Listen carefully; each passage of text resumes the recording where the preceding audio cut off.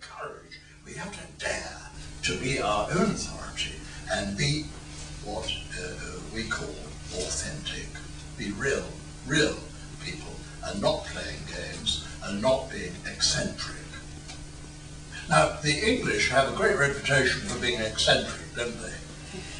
Eccentric Englishmen. You probably all thought, well, here's one of them sitting here, you see. Well, it's not true, you see, really. I'm not eccentric at the moment. I'm not looking at myself from there, I'm looking at myself from here. When I look at myself from a distance of a meter, through your eyes, I'm being eccentric. I'm out there, out on a limb, and talking about my appearance, which of course is very important, but it's not what one really is.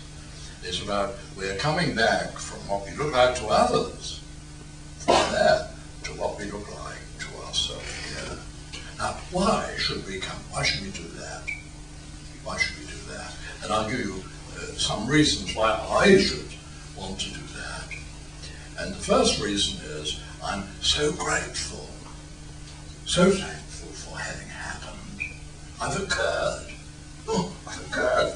This thing has happened into the world. It needn't have done. I've happened into the world. I'm alive, just alive. At the age of 83, I mean, come on, what is my shelf life now? I mean, this is very biodegradable, isn't it? What you see is very biodegradable. But I have happened. And I'm not going to live and die without having a look at who is living and dying. And I think most of us go through our life taking other people's word for what we are. Now, we have this evening to be our own authority. Why?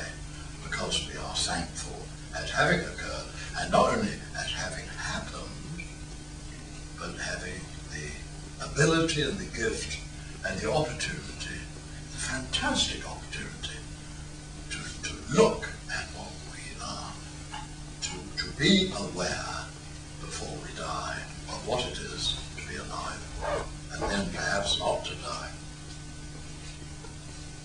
First reason then for having a look at who we really are is that we are grateful for having happened. At least I am. You needn't have happened, and you have. Congratulations, all of you. You've happened. Now you can have a look at it, see, and be your own authority. Don't believe Douglas, be your own authority. Second reason for having a look at this is a traditional one.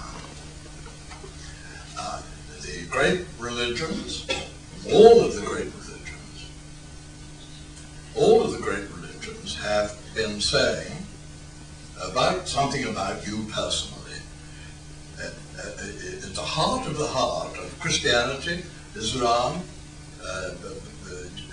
Buddhism, Hinduism, Taoism, at the heart of all those great religions, they've been saying something, a proposition about you personally. And they say, of course, this has very often been denied, and people have been barbecued and even crucified for saying it, but nevertheless, the doctrine is there, the proposition is there. And what is it? It is that who you really are is the eternal reality behind the world. It's the source of the world.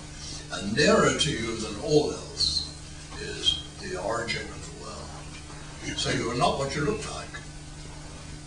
You look like the thing which perishes, and you are a no thing which cannot perish, a no thing which is aware of itself as no, not nothing, but a no thing which cannot perish. Well, that's a marvelous proposition, isn't it? What a proposition that you are sitting in your chair, and what you're looking out on now is the origin of the world. I mean, it's awesome. Our hair, if only, should stand on end with surprise and gratitude at having happened into the world, and in fact, being